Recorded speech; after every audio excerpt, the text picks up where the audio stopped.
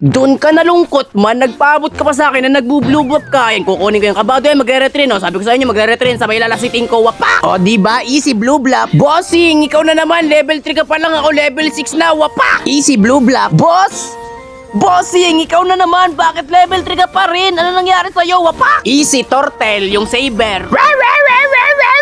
Wapa ka ba? Talagang dinash mo pa, may sprint ako, wapa! Boink, sabay layo lang ng konti, sabay gigakat para lumaki ang ating Boracay, sabay wapa! Ano yun, one hit? Ay, teka lang, may gusion. Bing, bada Espiritu Santi. Kung saan nga may malalambot, ay dapat kinakaltukan. Kaya naman, nandito ako sa Landop doon para mamigay ng tigda 2 pisong gigakaltok ng libre lang.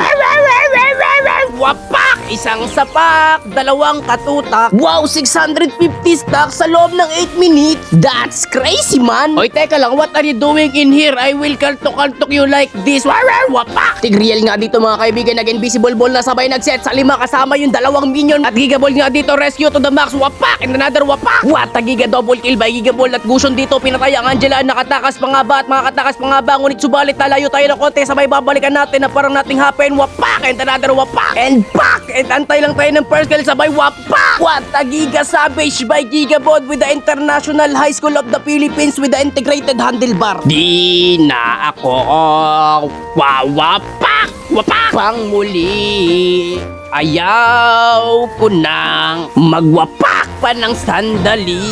Yan ang gusto ko sa Angela, sasanib pag hindi na kailangan. Teka lang, ultihan ko na tong sigusion, sabay palit ng item na para bang malakay re-arbing, sabay wapak, sabay giga freeze. Baka kay re-arbing yan. Ano man, di pa ba natin ito tatapusin? 11 minutes tayong laro. Sa bagay, maaga pa pero walang maaga-aga sa akin. Wapak! Isang wapak, 2 katutak. Ay teka lang, parang gusto yata sumunod ni Aldos. Wapak! Ay teka lang, doon ako nalungkot. Nadamay pati tower. At yun lang mga kaibigan, maraming salamat sa mga nanood at magandang gabi, bayan.